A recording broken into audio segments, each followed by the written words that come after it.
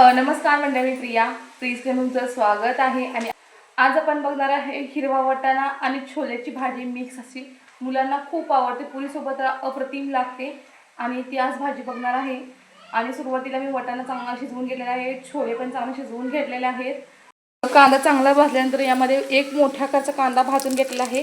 यामध्ये टोमॅटो पण टाकलेला आहे बारीक चिरून. यामध्ये आता यामध्ये बघा मी काय केलेलं आहे, कांदा, टोमॅटो, खोबरं सगळ्याची अशी पेस्ट असते ती मी करून ठेवलेली आहे. लसूण, आलं लसूण पेस्ट सगळे मिक्स जिन्नस एकत्र करून आपण भाजून पेस्ट बनवून ठेवलेली होती ती यामध्ये घातलेली आहे.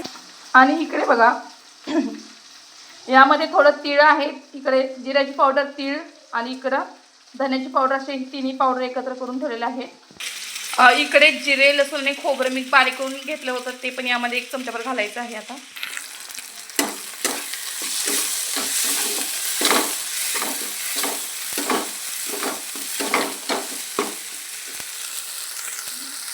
आणि खूप जण कसे करतात की भाजीतला कढीपत्ता बाजूला करतात, पण आपल्या केसांसाठी कढीपत्ता खूप चांगला आहे, केसांच्या वाढीसाठी कढीपत्ता खूप चांगला आहे. तर भाजीतला कढीपत्ता खात जावा, म्हणून मी भाजीमध्ये गावी आल्यावर कढीपत्ता भरपूर प्रमाणात भेटतो, मग म्हटलं चला भाजीमध्ये भरपूर कढीपत्ता घातलेला आहे. आज पावडर, तिळाची पावडर पण टाकलेली आहे आणि लाल तिखट आहे. याला कलर पण चांगला येतो आणि तिखट पण आहे. अगदी 1 मोठा चमचा पण घातलेला आहे. यामध्ये छान असं भाजून घेऊया. यामध्ये आपल्याला यामध्ये शिजलेले आहेत वाटाणे जे आहे ते घातलेलं आहे यामध्ये. आता यात 1-2 वाट्या पाणी घालून घेणार आहे मी.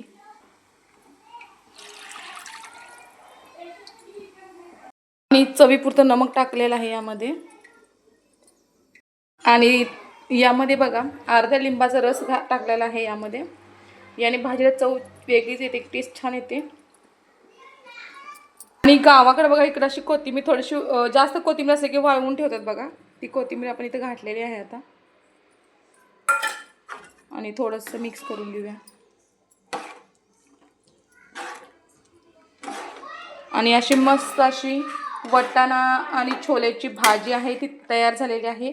थोडीशी रबरबीत पण केलेली आहे, रस्सा भाजी पण असावी आणि सोबत खाता पण यावं असं.